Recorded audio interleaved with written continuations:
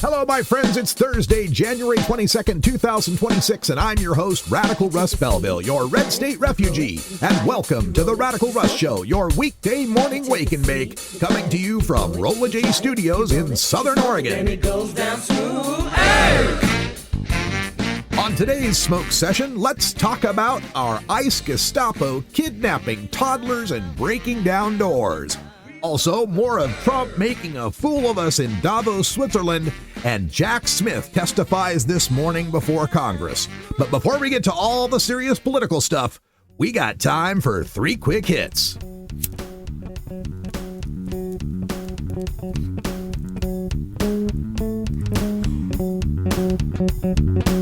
Are you stoned? Are you stoned? Are you stoned?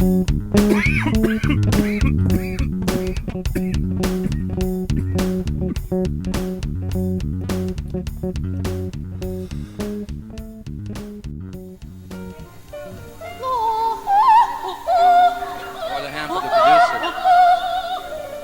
Again.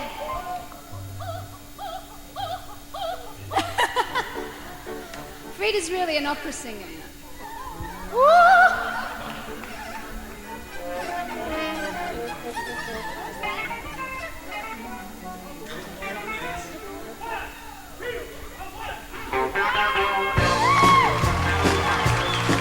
So I happened upon this last night, ABC TV special, not the American Broadcasting Corporation, but the Australian Broadcasting Corporation, from back in 1978, a TV special called Olivia, featuring Olivia Newton-John and ABBA and Andy Gibb, all 3 of them. And what you heard there at the beginning was the pre-show before they kicked into the first song. So the tape that's up on YouTube is apparently one from the control room, because it's got the beginning where they're all warming up and, making opera jokes. And then at the end of the show, everybody applauds. They all kind of mix and mingle. It's really fascinating. And it's also quite a treat, because you get the folks from ABBA singing background for Andy Gibb. You get Olivia Newton-John singing alongside with ABBA and Andy Gibb on her songs. It was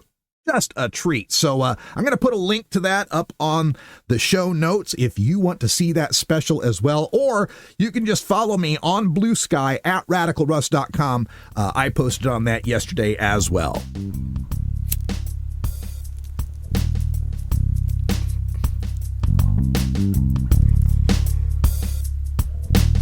He's hopelessly hooked on marijuana. I don't spend all my money on marijuana.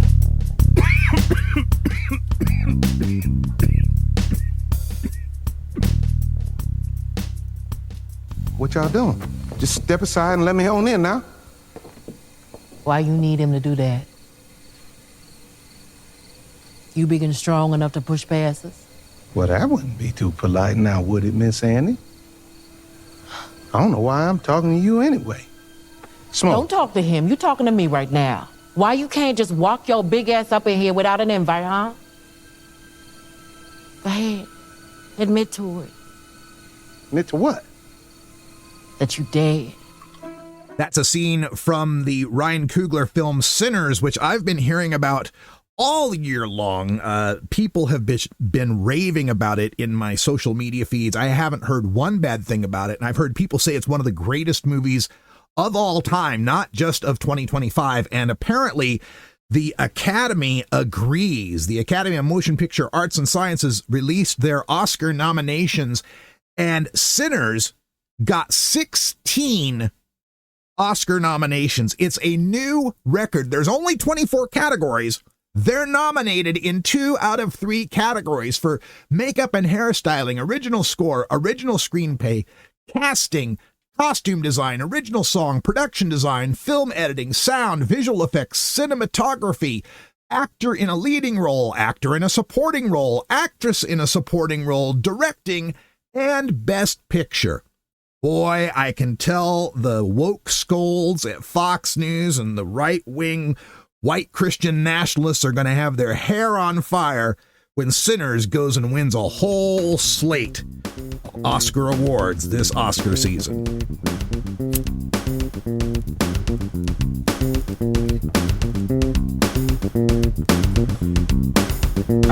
it, so will I? It's a distinct possibility.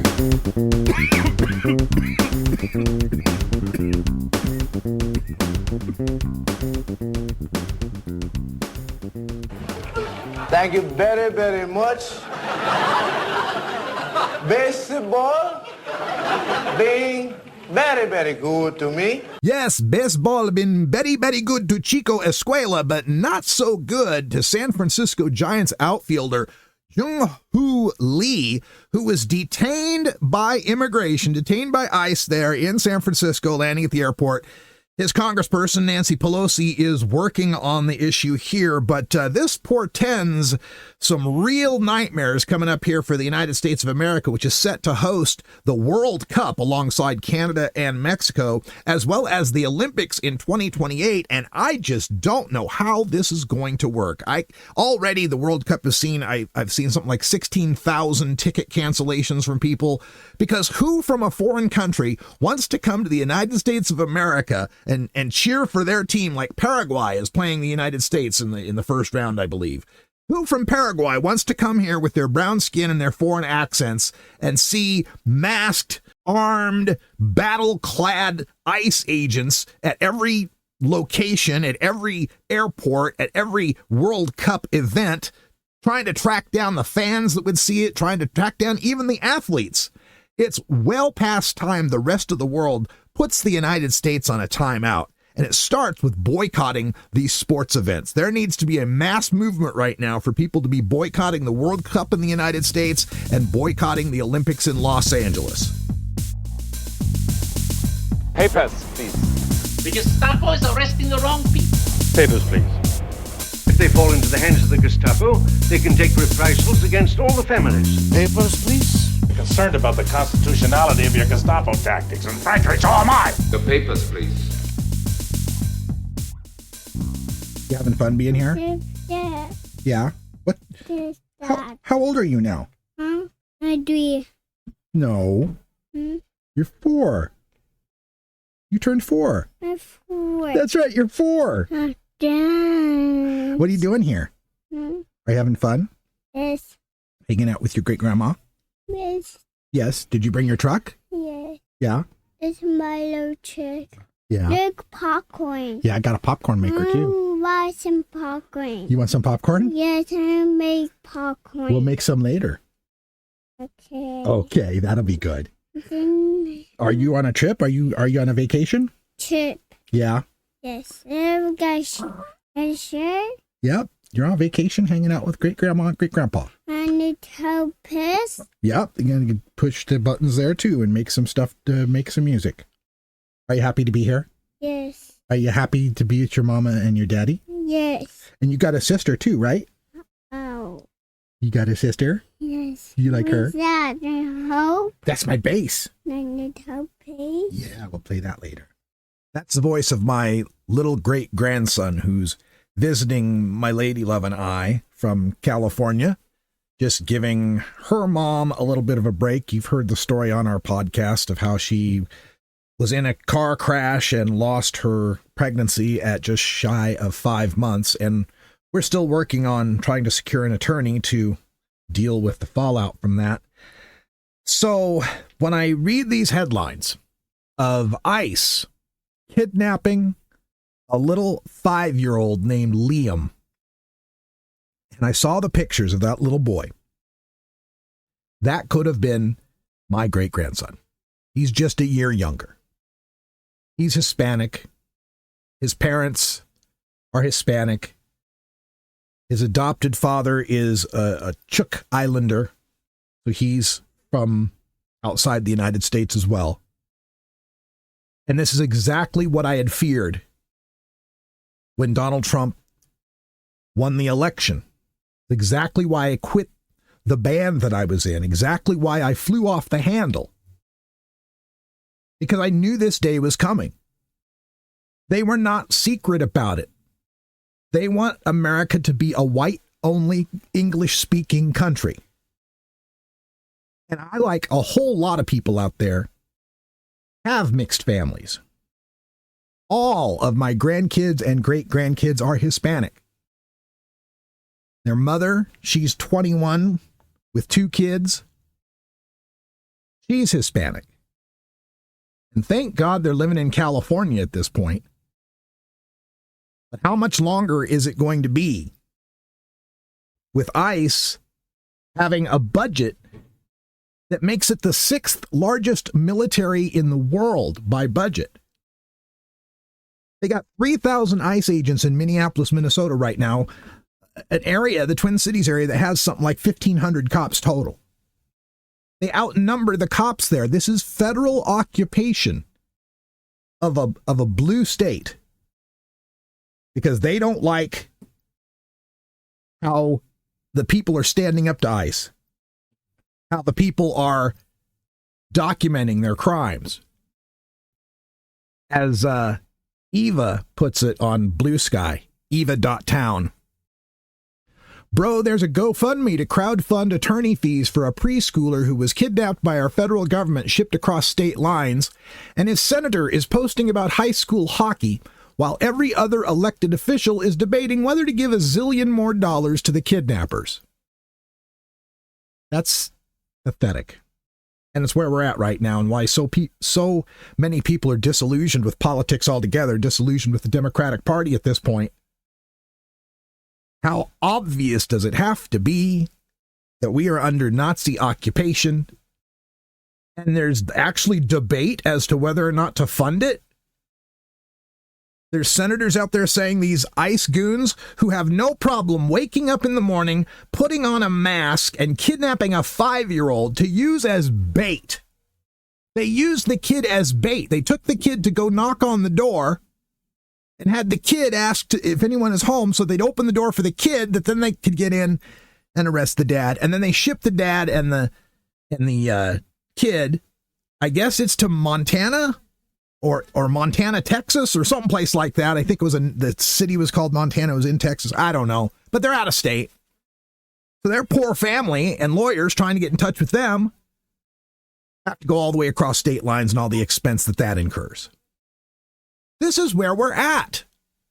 We are kidnapping toddlers and breaking down doors. The poor boy's name is Liam Adrian Cornejo Ramos. He's in pre-K. You've seen the photo. He's got his little blue bunny beanie on, his little backpack, little flannel coat, having to raise a GoFundMe just so they can get lawyers and be able to get the kid back home. We're doing this. Us, the United States of America, and it's not enough to say, well, I didn't vote for that. I didn't vote for Trump. I voted for Kamala. That's not enough. I voted for Kamala too, but this is being done in my name with my tax dollars, with the support of our elected representatives. At least I know mine, Representative Cliff Bentz, the only Republican in Oregon's delegation at the House or Senate. Oregon's only Republican. I called his office. I just want to know, had he made any public statements as to whether or not the United States should invade the territory of a fellow NATO ally? I come from a time when Republicans, believed in some things, and one of them was that we had strong alliances and we were men of our words. Not this Republican Party. The staffer had no idea representatives had said anything or would say anything. And while I have disagreements with Republicans on every single issue, pretty much, at least in the old days, I could believe that we all loved America, that we all wanted the best for America and what America stood for. But I don't believe that anymore. The people who are now still in that 37% that are supporting Donald Trump at this point are Nazis. They openly support Nazism. This is what this is. Plain and simple. We've got Nazi memes coming out of the Department of Fatherland Security. They're openly calling for the mass deportations now of 100 million people, which just so happens to be how many black and brown people there are in the United States of America. The ICE goons are now leading to massive resistance in Minneapolis, and kudos to the people of Minneapolis who are standing strong, who are organizing patrols, who are keeping their neighbors safe, who are organizing runs to the food pantry to be able to get food to immigrant families that are staying, won't even leave the house. Won't even leave the house because our federal government, is terrorizing a major American city. And not just the Twin Cities. Apparently this is all over Minneapolis and suburbs and all sorts of places. I got a few stories to get to on this. Let me just... First of all, there's a statewide shutdown being called for tomorrow, January 23rd, for the state of Minnesota to shut it down. Ice out, no work, no school, no shopping, statewide shutdown. Let's do it. It's time for general strikes. I've been saying this since Trump got reelected. It's time for general strikes. It's time to shut the shit down. It's the only tool we have. We're not in a parliamentary system. I see all these people internationally, why won't you do something about your government? What should we do? Go out in massive protests and demand that the president resign? Because that's our only option. We don't have a recall system. We can't call for a special election. There's no votes of no confidence. Our next opportunity to do anything comes in the midterm elections. That's all we can do. That we've got this system set up that once you sign up for an election, you got to carry it to term. There's no aborting our bad presidents. Our founders, in their infinite wisdom, failed to include any sort of constitutional recall mechanism for the president of the United States. Oh, no, the impeachment, that'll be fine. We get half the House and 2/3 of the Senate to kick the guy out. Yeah, see how that has worked out. Not one president who's ever been impeached has been removed. You would have to have 67 senators to remove a president. And there's no way either party is going to get to 67 senators. Well, I should not speak so soon. Who knows what's lying ahead for us in the future. Maybe we end up with a one-party Duma, like what they got in the Russian Federation these days. But this is what we need. Massive walkout strikes. Start it in Minneapolis. Start it for one day. Let's see this spread across the rest of the nation. Don't cross those picket lines in Minnesota either. Everybody stay in. Crash them. I'm saying this is taking place all over Minnesota, not just Minneapolis, St. Paul. This is Forest Lake. ICE is working with Forest Lake police. Police are asking apartment complexes for access to buildings for possible medical emergencies shortly after they requested that ICE was in my building knocking on doors. Yeah, that's the other thing. If you're waiting for police departments, National Guard, and the U.S. military to honor their oaths to the Constitution, you're going to keep waiting. I love this thing that has been bandied about, soldiers, no, they're not supposed to follow illegal orders. As if the person giving you the order is going to say, excuse me, soldier, I need you right now to go over there and shoot that woman in the head. And that would be illegal, but I need you to do it. It's never as clear cut as that. They're going to have all their lawyers and all of their Justice Department people and all their JAGs because they went and sacked all of the ones that would have any sort of true integrity. They're going to have them tell those soldiers all those orders are legal. They're telling the ICE Gestapo right now that it's perfectly okay to bust down people's doors without having a valid judicial warrant, that all they need is their little administrative warrant. They were telling this to all of the ICE people, and a couple of ICE whistleblowers have blown the whistle on this. They took together this memo that explained, no, go ahead. You don't need to ask for, you don't need a warrant. You don't need probable cause. Just break down the door. Go get whoever you need to get. It's perfectly legal. Go ahead and do it. But they wouldn't let anyone keep a copy of that memo. They made everyone read the memo, look at it, memorize it, but you don't get to keep a copy. They made sure this was just passed down, hand to mouth, commander to commander to soldier. Oh, I'm sorry, goon to goon. Because they don't want any record keeping of this because they know what they're doing is wrong. We've got an entire branch, an executive branch of the federal government, telling its armed goons the Fourth Amendment doesn't matter.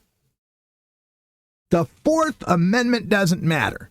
And you know what the problem with the Fourth Amendment was, is it says that our right to be secure in our papers, persons, houses, and effects from unreasonable search and seizure, save but for a warrant with probable cause, shall not be violated. There's your mistake right there. Shall not be violated. You're supposed to say shall not be infringed when it's a constitutional amendment that's absolutely sacrosanct and can never be questioned and never be regulated. And shall not be infringed, shall not be violated. Oh, shit, we can do whatever we want with that one. Openly violating our Constitution. An entire branch. And then the other branch, the congressional branch, the legislative branch, not doing anything about it. In fact, debating how much more they should fund it. How much more money should we give? Oh, we shouldn't give them some money unless they have some more training, unless they have better body cameras on. Never mind that the whole purpose of the organization in its inception was evil, and now in its deployment is absolutely evil. They're kidnapping toddlers to use as bait. They are having 3 of their guys throw a guy down onto the pavement, a nonviolent observer. Again, another constitutional right. The First Amendment they don't seem to give a shit about. Throw him on the pavement while he's face down on the pavement with 3 guys crushing him. A 4th comes running in with the pepper spray canister and sprays it 4 inches away from the guy's face and then scurries away, all proud of himself. That's just torture. He was restrained by 3 people already. That's just torture. They delight in this. They were recruited for this. They were specifically looking for the kind of guys who get off on this. And you know they know it's wrong. Because they wear masks. Because they don't want to be identified. According to this post I got on the feed, some Trump administration officials are reportedly concerned that if states and cities pass laws requiring ICE agents to display visible identification and end anonymity, many agents could resign, and others might be publicly exposed over past misconduct, raising staffing and transparency issues. Yeah, we can't get enough goons to round up all the brown people if people know who they are, if we can find out that they were a cop that was busted many times before, if we could know that some of them were Proud Boys or pardoned January 6thers. Hell, Enrico Tarrio is signed up with these guys. The goddamn Proud Boys that would come to Portland, and Tarrio and his Proud Boys would come to Portland for a Black Lives Matter march or a gay pride march or whatever, and purposefully stir up shit, try to cause violence. Yeah, I can imagine it might be a little hard to get your staffing levels up to par when people know that you're a violent Nazi fascist. This is where we are now. I told you about the people in Minneapolis that are stepping up, putting together food deliveries to people that are holed up in their homes, trying to wait out whether or not the Gestapo is going to show up at their place. We've been hearing the tales of Palantir and data brokers that are putting together all these great little databases that let them know exactly which neighborhoods to go to and terrorize. And we know that they've got quotas. You know, Stephen Miller wants to deport 1 million people in the first year. They need 3,000 a day. And they're incentivized to just go get collars. Just go collar people, drag them in. That counts. Whether or not we keep them, we have to release them later. That doesn't matter. So just round up as many brown people, Hispanic people, black people you possibly can. And any of the observers nearby. Round them all up. Build up your numbers, ruin people's days at the least. How much more harm comes to them, the trauma, the terror, and the way they get tortured and humiliated by the guards who, again, delight in the sadism of it. But the people of Minnesota are standing tall, standing brave. Hell, they're going after Native Americans in Minnesota. I got Native American friends in Minnesota. Went to their last powwow, although it's not called a powwow now. It's called something else I can't remember off the top of my head. Lots of Native tribes there in Minnesota. And lots of money in those tribes as well. Lots of money from the casinos. And they're rounding up Native Americans. Immigration people rounding up Native Americans. How ironically dystopian. But the people in Minnesota are stepping up, and they've got these volunteers that are coordinating to bring food to people. And the story you get out of KARE 11 in Minnesota says that ICE is hanging out at the food pantries.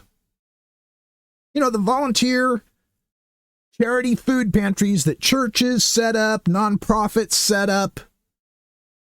You show up, you get in a line with a bunch of people, they give you a box, you got some potatoes, some rice-a-roni, maybe head of lettuce, you know, the kind of stuff. If I'm describing this accurately, it's because I've been at these food pantries. I have used food pantries many times in my life. What are you talking about? I was a broke musician. Come on. And a marijuana legalizer for that matter. A lot of food pantries. ICE is staking them out. Staking out food pantries where people who are just too poor, want to get a bite to eat, want to be able to feed their kids, and you're going to hang out there to scare them away. So they're not coming to the food pantry, so they organized volunteers to go out, take food out to people. Well, now ICE is following those volunteers. ICE is following and intimidating these volunteers. According to the story, volunteers have been tailed by ICE, and that agents have even shown up at her residence, being the director of this food pantry, because some of the delivery vans they use are registered in her name. They've seen a decrease of 50 to 80% fewer visitors because of ICE. These food pantries. People going without food, people going without meals, kids being starved, being terrorized, being denied education, being tear gassed, losing consciousness. Heard that story as well. This is just horror that is being unleashed on Minnesota. And folks, this is just the test ground. This is just where they're starting. They're just getting rolling here. Boy, get this next budget resolution passed, get a whole bunch more money, get more of those ICE boots on the streets. They'll be in every major American city that has any sort of democratic voting pattern and decent amount of minority population. Everyone. You'll just have to get, no matter where you go in America, you're going to see these ICE goons kidnapping toddlers and breaking down doors. And now they've gone and arrested Pam Bondi. The Attorney General has announced the arrest of that civil rights activist. Her name is Nikema Levi Armstrong. Minneapolis Star-Tribune is reporting that they arrested her in connection with the disruption of that church service. And they want to charge her under, I think it was called the FACE Act, something like that. There's a federal act that prevents the disruption of people in places of worship. And I discussed this story on an earlier podcast and said I didn't think the protest was a very good idea. Number one, you give Fox News and all the right-wing talking heads who have this war on Christians mentality, you give their grievance some actual footage. That's not good, not very tactical. But two, I just think it's wrong. I just think it's wrong to protest in a school, a hospital, or a church. Outside them, sure. But some places should be sacred, I think. Anyway, I don't think she should have to serve time. I think this prosecution is politically motivated. I think in other circumstances, someone who did something similar would have some sort of settlement with the government. But they want to make an example of her. Of course, she's a black activist, so that, double points for them, war on Christians, and it was the bad Black Lives Matter people. So she's going to be facing this federal act. She says in her defense that it's going to be hard to prove that because she wasn't trying to disrupt any sort of church service. It was one set of Christians talking to another set of Christians about how those sets of Christians were being bad Christians. So it was all part of the religious service. Yeah, I don't know. That's a little too cute by half, but I'll keep you posted as to what happens in this situation. It's just a terrible chapter in American history, and for it to be in our semi-quincentennial year is even more sad. I weep for what we've become as Americans and what the rest of the world is thinking of us. And we have something totally batshit crazy for you guys today. Saying batshit crazy things. This is batshit crazy. The fact that I am running a country is a batshit crazy.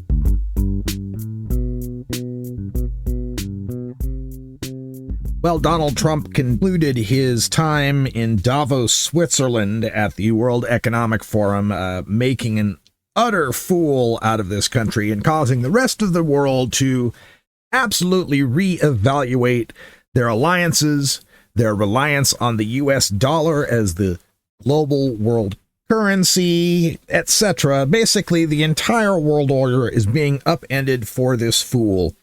And he had another foolish thing to say, ignorant of history. We played you the clip yesterday where he told a room full of people in Switzerland that without the United States in World War II, they'd all be speaking German. In Switzerland, where the majority of them speak German? Well, he did it again. I got another clip I just have to play for you. But the problem with NATO is that we'll be there for them 100%. But I'm not sure that they'd be there for us if we gave them the call. You absolute babbling idiot, shit gibbon, pancake makeup, comb over, syphilitic brain loser, asshole. What the fuck? Good God, man.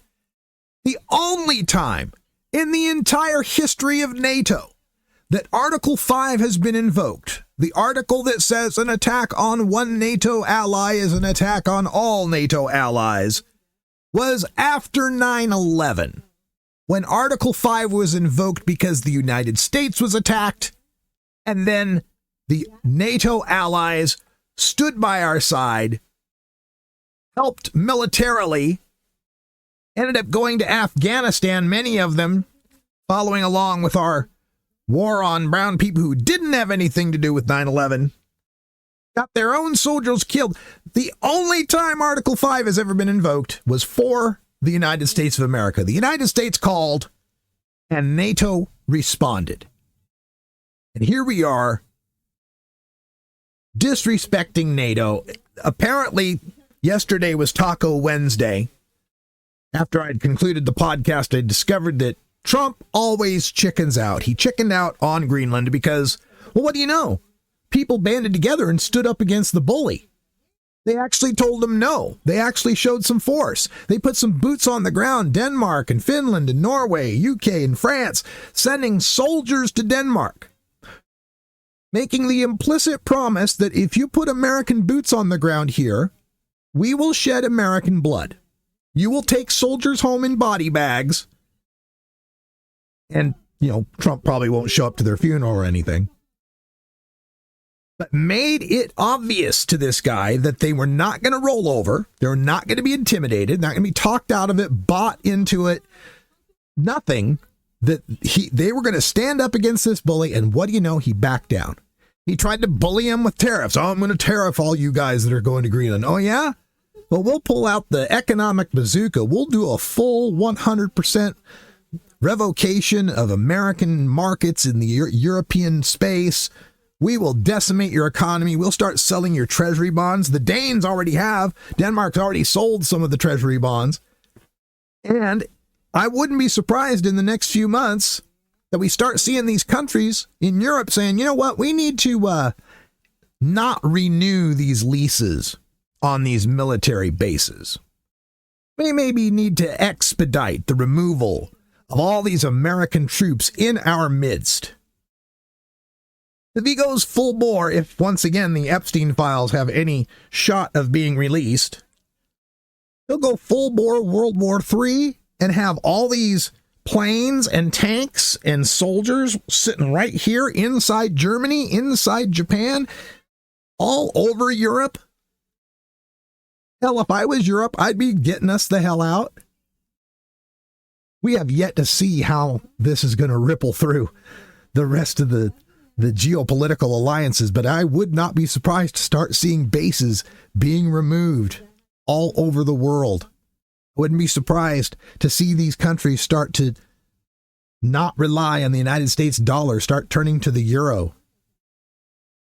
I would not at all be surprised to see them starting to pull out of treaties and agreements, starting to opt out of the security sharing. You heard this story, right? The absolute treachery that could get American soldiers killed. This was where the French intelligence, apparently working with the Ukrainians, planted some false security information, false strategic information about Ukraine, and let the United States in on that information. What do you know? Vladimir Putin went and acted on that information, this false information. This is something they do in spycraft where they, try to see where the leak is. Who's the rat? Who's the mole? It's us. Now Europe, depending on its own sovereignty, its own safety, from the Russian bear that has had its eyes on Eastern Europe ever since the fall of the Soviet Empire, that believes it's their destiny, manifest destiny, to conquer all of the continent, they've got to fight against this guy. They've got to worry about their own countries, their own legacies, their own future generations, knowing that the number one global military superpower in the world that has bases on their own soil is aligned with this guy. That's got to be unnerving for the rest of the world, I'd imagine. Making a fool of us in Davos. I'm glad he backed off on the threats to Greenland. For now, he still wants it. You just got to move on to the next distraction. Whatever it is that keeps the Epstein files safe and secure. The only place that's safe in America these days is the Epstein files. One is either an honorable man or one is not. I recognized you for an honorable man the first minute I saw you. An honorable man. You're an honorable man. An honorable man whose boots you are not worthy to kiss! Lucky for you, I am an honorable man. So Jack Smith, the special counsel who was denied his opportunity to prosecute Donald Trump for the Mar-a-Lago documents theft and the insurrection of January 6th, finally was allowed to testify in public today in Congress, and I've got one clip here to play for you. This is Jack Smith's opening statement. President Trump was charged because the evidence established that he willfully broke the law, the very laws he took an oath to uphold. Grand juries in 2 separate districts reached this conclusion based on his actions, as alleged in the indictments they returned. Rather than accept his defeat in the 2020 election, President Trump engaged in a criminal scheme to overturn the results and prevent the lawful transfer of power. After leaving office in January of 21, President Trump illegally kept classified documents at his Mar-a-Lago social club and repeatedly tried to obstruct justice to conceal his continued retention of those documents. Highly sensitive national security information was held in a ballroom and a bathroom. As I testify before the committee today, I want to be clear. I stand by my decisions as special counsel, including the decision to bring charges against President Trump. Our investigation developed proof beyond a reasonable doubt that President Trump engaged in criminal activity. If asked whether to prosecute a former president based on the same facts today, I would do so regardless of whether that president was a Democrat or a Republican. No one should be above the law in this country, and the law required that he be held to account, so that is what I did. To have done otherwise on the facts of these cases would have been to shirk my duties as a prosecutor and as a public servant, of which I had no intention of doing. First of all, kudos to Jack Smith for his bold statements and clear, steely resolve in getting the truth out in front of the American people. You got to love this guy. He reminds me, he's that kind of untouchable Elliot Ness kind of character, just straight from the hip. I mean, guy's name's Jack Smith. Can't get any more straight shooter than that. Jack Smith.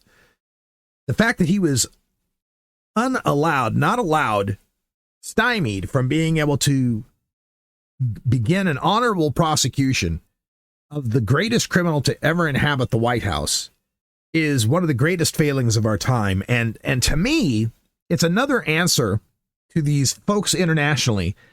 They keep saying, why take down your government? Why don't you do more? Why don't you do something? You're supposed to have that Second Amendment to take down the tyrannical government, which, look, a lot of us recognize the Second Amendment for what it really is built in the era of having slave patrols to keep the black population down, make sure they didn't revolt like the Haitians did. And today, it's also for, guys that like to go hunting, guys that enjoy shooting as sport, and people that want to protect themselves from criminals and crazy people that might be in the city or way out in the country. There's a lot of nuance and discussion we could have about the Second Amendment, and I'm not going to have that right here. The point being that we're not going to take our Second Amendment for what the jingoistic cowboys always said it was. We're going to take down our tyrannical government. I've always laughed at that. I think Neil Brennan has the best set on that. He says there ought to be a competition between all the Confederate cosplayer militia types that want to have their Second Amendment rifles to, take down the tyrannical government, and the Army, and have here's Private Johnson, who's in a bunker somewhere in Nevada controlling a Reaper drone that takes all 100 of them out. Like, that's never been a thing. Maybe in your ball and musket days, that was a thing that, okay, if the government got too uppity, we could take it down with our muskets. Not anymore. Hell, they got the Boston Dynamics robots. They got drones. They got mine-resistant armor-protected vehicles. Come on now. I'm supposed to get together with, the 20 guys in the neighborhood, and we take our shotguns, long rifles, and AR-15s, and some 9mm, and we're going to go, what? March down to Washington? Come on now. That's not even in the era of realism. But to the point that the international audience makes about why won't we do anything, what's going on, why aren't we rebelling? In a sense, we've been taught, I said it yesterday, we have to take our elections to term. We don't have abortion for bad terms. We don't have recalls and special elections like y'all have in parliamentary systems, votes and no confidence and such. Boy, I wish we did. But we don't, and we've been taught to adhere to that system because that's that system that keeps us from chaos and anarchy, at least until now. So, when we had the first bout of Trump, and all this shit happened, and leading up all the way up to COVID, and 1 million people dying, and just the economy going to hell, there were many of us who recognized that going back to normal, aka Democratic normal, Clintonian normal, Obamian normal, was not going to do it because that normal is what got us to Trump. That normal is what led to the dissatisfaction that allowed a populist demagogue to attain power. That was the normal that decimated our labor base, the normal that cozied up to Wall Street, the normal that have all these tech companies that are in their pocket, the normal that's bought off by AIPAC and the Israeli lobby. That's not the normal we wanted to get back to. Many of us saw this all the way going back to the end of Obama's terms when it came time for the 2016 election. We were supporting Bernie Sanders because here was not normal. Here was some guy who's actually saying, hey, here's a government that ought to work for the people and take down the billionaires. Hey, what an idea. Doing things exactly the opposite of what we've been doing before. And that, of course, didn't turn out. We ended up with Hillary Clinton get the nomination, and that led to Donald Trump getting the presidency. But after that, many of us saw the disaster of Trump, kind of thought, okay, maybe people will get it now. Maybe they'll see that The reason Trump was popular is the same reason that Bernie was popular, in a sense, in that both sides of them were saying the normal wasn't working and we needed to have populist solutions. Of course, that was Trumpian, sales talk to get what he wanted. Never meant any of that shit. He doesn't give a shit about the common person. He's a billionaire with a gold toilet, for God's sake. But that was at least a similar reasoning for both of their ascents. So come 2020, there were many of us once again. Here's Bernie once again. Hey, here's something different. Here's taking on the big moneyed interests. Here's upending the status quo. And it was popular. And he was winning the first caucus in Iowa. And he was winning in New Hampshire. And that's when all the Democratic establishment, oh my God, we can't do that. We've got to get back to normal. Who's the most normal guy we can pick? Let's all line up behind Joe Biden. Jim Clyburn says we ought to all line up behind Joe Biden. Old, safe, reliable, known quantity Joe. Known quantity to me, for sure, as drug war Joe Biden, one of the greatest architects of all of the worst policies of the drug war that I dedicated an entire career to fighting. Drug war Joe. Everybody got behind him. Can't go for the gay guy. Can't go for Buttigieg. No. We can't go for the woman. Can't go for Elizabeth Warren. No, we can't. Can't go for the black woman, Kamala Harris. No. Had to be the old, safe white guy. The very avatar of the status quo, Joe Biden. Which was fine. Those of us on the far left, I guess I'm on the far left in that regard. Okay, vote blue no matter who. That's fine. We'll all get together. It's existential. Donald Trump must not be reelected. We'll all get behind Joe Biden. And we did. Gave him a record win. Gave him the first guy to get 80 million votes, I believe. Gave him a record win. And all we needed then was prosecution. I believe many of us voted for Joe Biden not because we were looking forward to Bidenomics or anything like that. We were looking to the end of MAGA, the end of Trumpism. We were voting to end Trump. And they absolutely dropped the ball. Merrick Garland. Merrick Garland's going to go down in my history books as one of the worst villains of this entire era. Because we wanted to get back to normal. Trump made it all seem like the Justice Department would be his own personal lawyers settling his own vendettas, and we wouldn't want to appear to be that way. We need to do things by the book and build our case from the ground up and cross our T's and dot our I's. And look what we got. Look what happened. It allowed Trump to fester, to boil, to sprout again. At a time right after January 6th, when he was held in such utter low contempt, he could have been removed in that second impeachment. But I think a lot of the Republicans were like, well, he lost the he'll lose the election. He lost the election. Why should we anger his supporters who might, firebomb our homes? Let's just let him, he'll go away. Nobody ever took the opportunity to finally put him out, to finally get him out of our public life. After we had voted for Biden, after we'd voted for the end of Trumpism, for the next 4 years while Biden was still president, it was like Trump was still around, like Trump was still in charge of stuff. It felt that way. And then when it comes around to the next election, and inflation has kicked our butts, and Biden hasn't done a very good job of selling his accomplishments, and 2 years in, he seems to be an old, doddering man, not giving public appearances, the exact opposite of the television, attention, social media equation that we live under these days, of which Donald Trump is a master. People felt it went back to normal, didn't it? Went back to normal. Minimum wage isn't going up. Student loans aren't getting canceled. We're all shackled to debt. We all can't get ahead. We're not going to do better than our parents. And add to that, they're going to have this massive, massive destruction of Gaza. The intentional ethnic cleansing of that land. And both parties are for it. So, all right, what's the point? You depress turnout among your base. You go out and campaign with Liz Cheney. You emphasize how centrist you are and how tough on the border you'll be. Well, is there a Democrat in the race? Is there a Democrat I can vote for?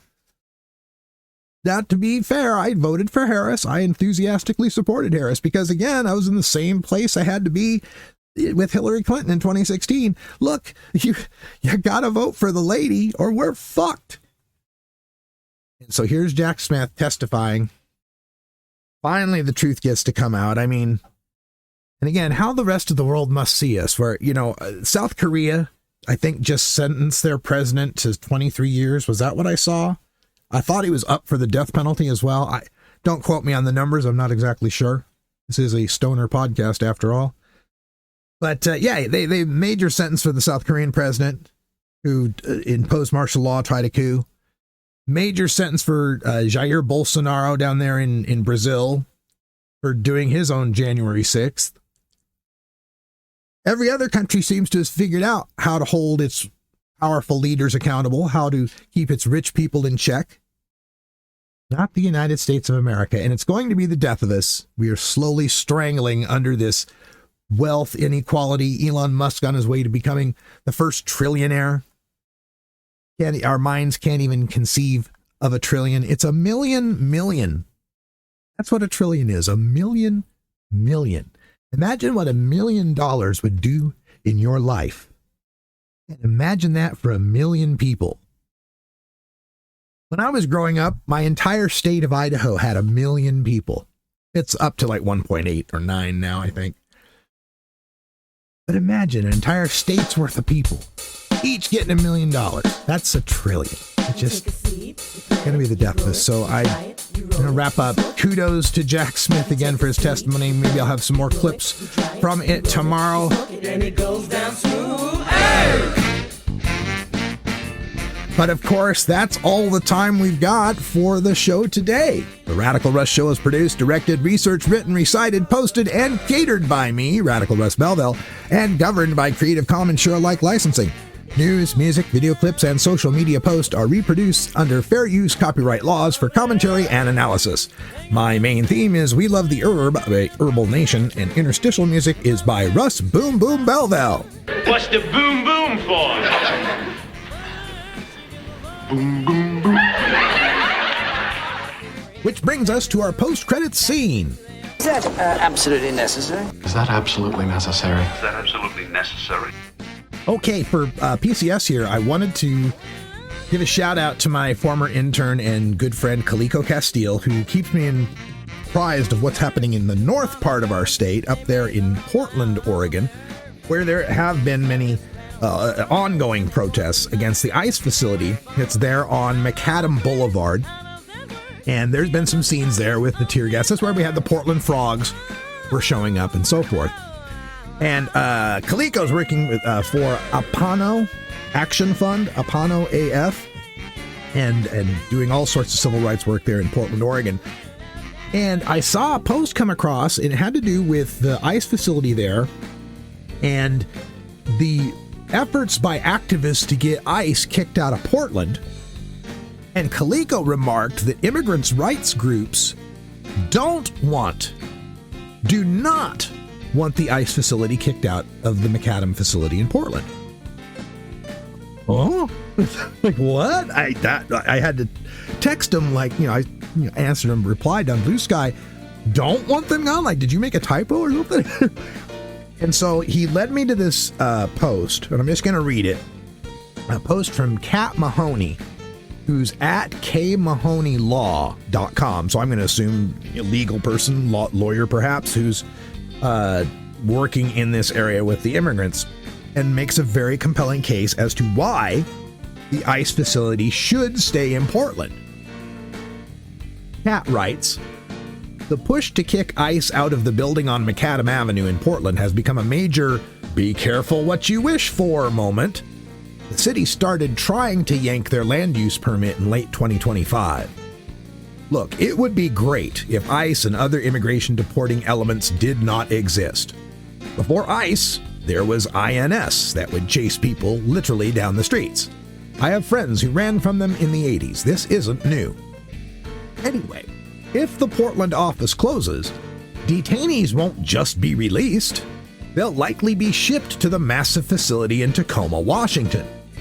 That makes it way harder for local families to visit or for Portland lawyers to get them out.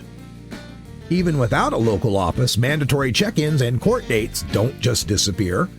If the nearest office is suddenly hundreds of miles away, immigrants have to miss work and find childcare. If they don't show up, it could mean immediate deportation. Right now, legal aid groups can set up right outside the building to help people the second they're picked up. If operations move to a remote or hidden spot, it becomes much harder to track who is even in custody. Now, this doesn't mean the violence here and in other cities by these ICE agents is okay. January 8th, 2026, U.S. Border Patrol agents shot and wounded 2 people during a traffic stop in East Portland. Federal agents used chemicals and projectiles against demonstrators often. The violence committed by these agents is a direct threat to the people who live here, everyone who lives here. We need to abolish ICE, not just move their locations. And I appreciate that. Again, you can follow Kat Mahoney at KMAHONEY law.com, katmahoneylaw.com, the source for that post on Blue Sky, and an interesting nuance on the fight to remove ICE from our cities and these buildings in which they are doing horrible things to people. It's I would have never thought of it that way, obviously, from the opening of the segment. But yeah, it does make a lot of sense. It's sad that they are doing what they're doing, but better they're doing it closer to where we can help. And I guess we can continue to protest there as well. You can contact me by email at radicalruss@gmail.com. Call my message line at 877-RUSS-420. That's 877-877-420. And reach me on social media on Blue Sky as radicalruss.com and nowhere else. You can support this podcast financially by donating to Radical Russ on Venmo, Rad Russ on Cash App, or via PayPal on my website at radicalruss.com. Get this podcast on Spotify, Apple Music, YouTube, my website, or wherever you get your podcasts. Thanks for listening, and until next time, take care of each other. You take a seed, you plant it, you grow it, you dry it, you roll it, you smoke it. You take a seed, you plant it.